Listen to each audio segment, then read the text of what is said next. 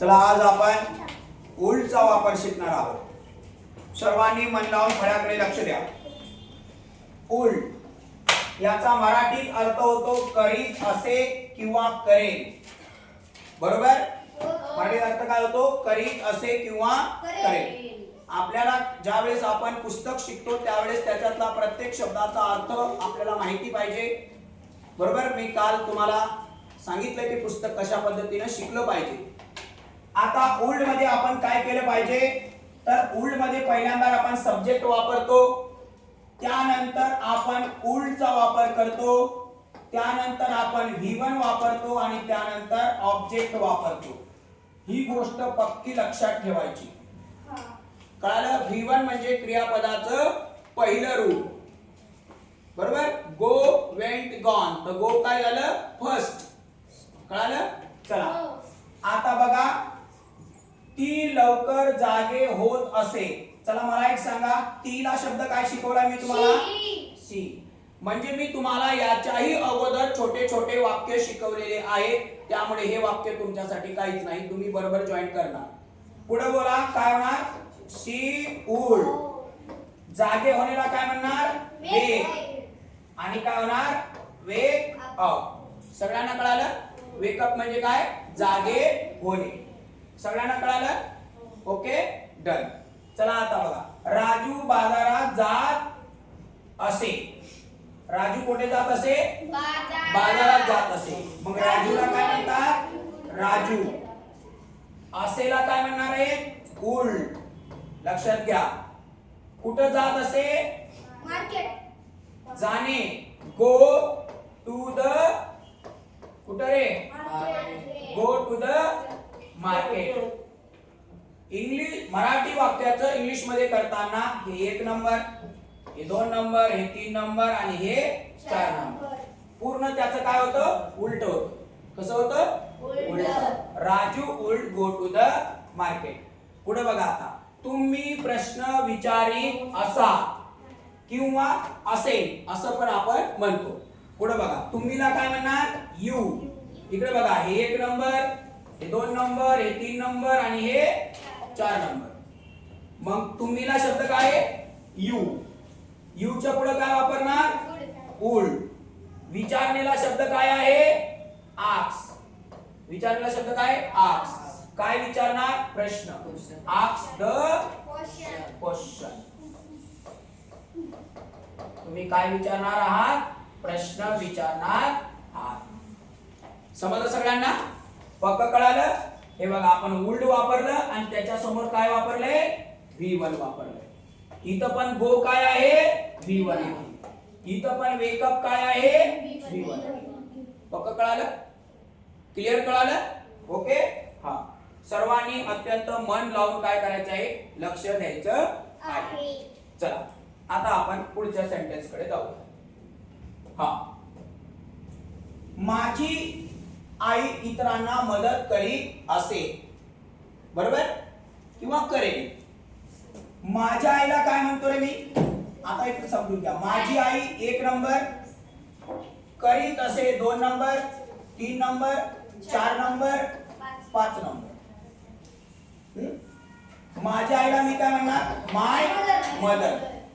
2 नंबरला काय वापरायचं आहे? ओल्ड। बरोबर ना? मदत करण्याला काय वापरणार? हेल्प। आणि इतरांना काय म्हणणार? अदर्स। इतरांना अदर्स, कारण मी हे तुम्हाला ऑलरेडी शिकवलेलं आहे, त्यामुळे तुम्ही उत्तर पटापट देता। समजलं? कारण आपलं बेसिक स्ट्रॉंग आहे। पुढे आता मला सांगा, तो पाणी पी असे किंवा पिणार। हे किती नंबरले?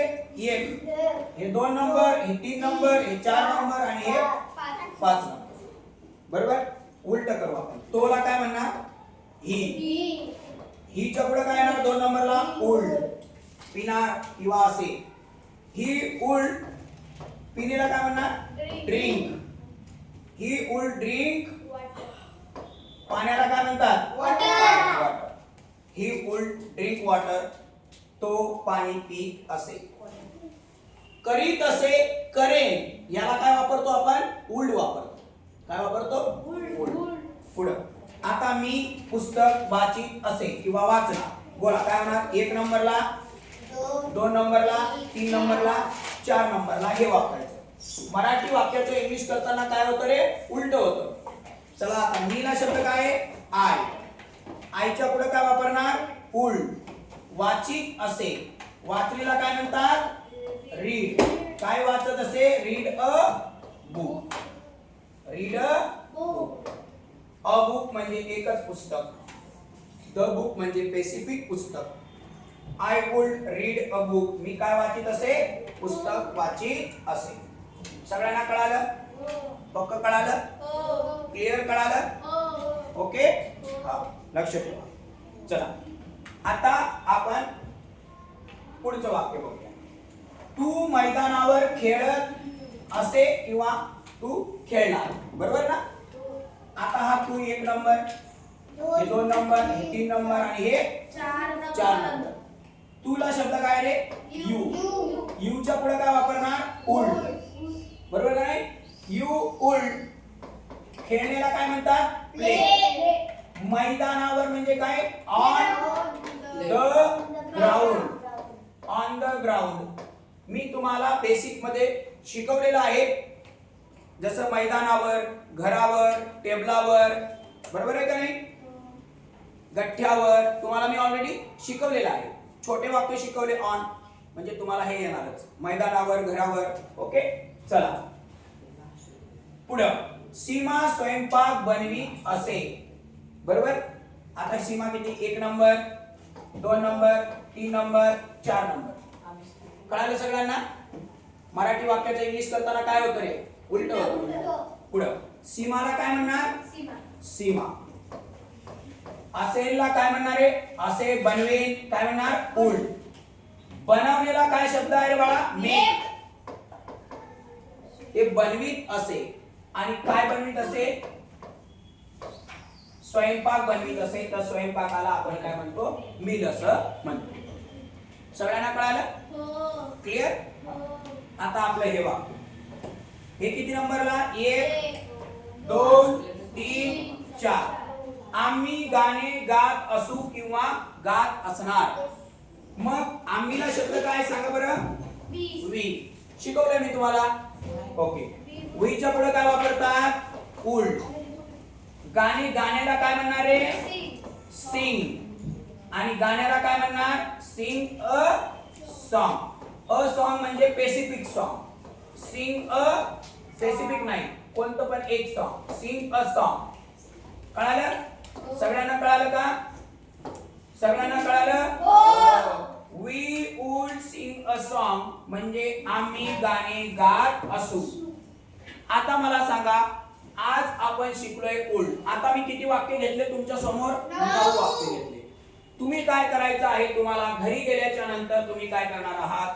होमवर्क मध्ये मी जरी 9 वाक्य आज तुमच्या समोर घेतलेले आहेत, तरीही तुम्ही घरी मिनिमम कमीत कमी 50 वाक्य लिहायचे आहेत. आणि हा जो सब्जेक्ट आहे, हा सब्जेक्ट काय करायचा आहे? चेंज करायचा आहे. जसं की मी माझी आई घेतलं, तुम्ही माझे वडील, माझे अंकल, माझे काका. बरोबर आहे का नाही? माझा मित्र.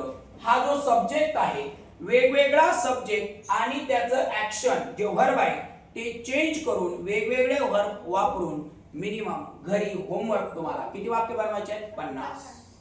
बनवणार? कळालं? काय करायचंय तुम्हाला? आपण आज शिकलोय उल्ड. आणि असं शिकत शिकत तुम्हाला टोटल मराठीचं जे आपलं इंग्लिशचं पुस्तक आहे ते टोटल तुम्ही काय करू शकता? मराठीमध्ये ट्रान्सलेट करू शकता. आणि तुम्हाला इंग्लिश शिकायला अत्यंत काय जात आहे? सोपं जात आहे. आता एक आपण इथं लक्षात ठेवा की सर्वात महत्वाचं की वेक अप. आपण घेतलं ना, ती लवकर जागे होत असे. She would wake up. लवकरला काय म्हणतात रे? अर्ली म्हणतात. लवकरला काय म्हणतात? अर्ली म्हणतो ना आपण. ती जागे होत असे, पण लवकरचा शब्द राहिला ना आपला, मग लवकरला काय म्हणणार आहे? तुम्ही अर्ली म्हणायचं. हा शब्द राहिला होता. 1 नंबर, 2 नंबर, 3 नंबर, 4 नंबर आणि 5 नंबर. समजलं तुम्हाला? सगळ्यांना कळालं? मग she would wake up early म्हणजे ती काय करणार लवकर जागे होत असे. सगळ्यांना कळालं? पक्का कळालं? Okay done.